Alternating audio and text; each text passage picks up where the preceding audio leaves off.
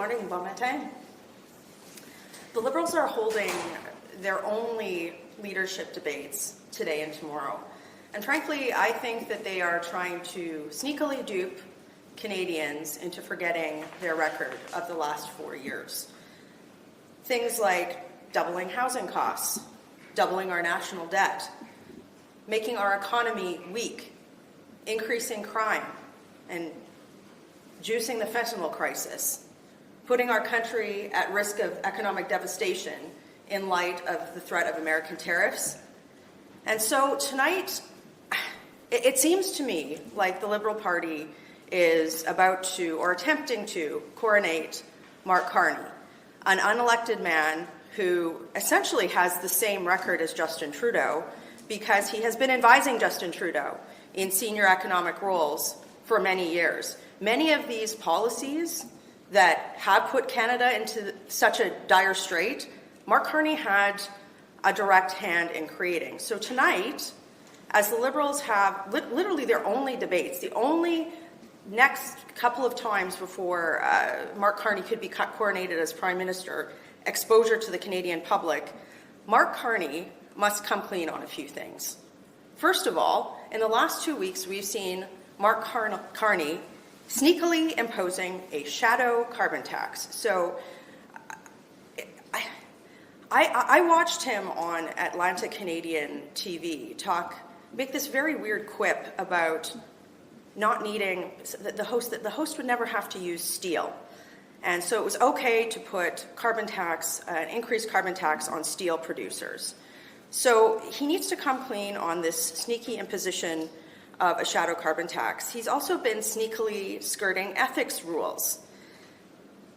This is a man who has sat on some of the world's largest corporations, some of the most senior boards in the world, and he has yet to disclose any potential conflicts of interest that he might have, as well as financial assets that might create conflicts of interest for him as Prime Minister. He could actually become Prime Minister and be Prime Minister for 4 months without disclosing any of those potential conflicts of interest. And that's just wrong. That's a very sneaky move on his part, and he should be coming clean on that tonight.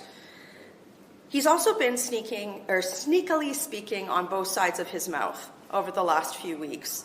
He says one thing in English and another thing in French, particularly on the issue of pipelines. Conservatives have been very clear in both English and in French that we will build a pipeline. We will ensure that there is a pipeline built from west to east. But Mark Carney needs to come clean about his sneaky double-sided words on that matter. He's also been sneaky about saying he would use emergency powers, and he needs to come clean about what that means. And I'll also say this. This sneaky accounting trick that he's talked about, it's a scam.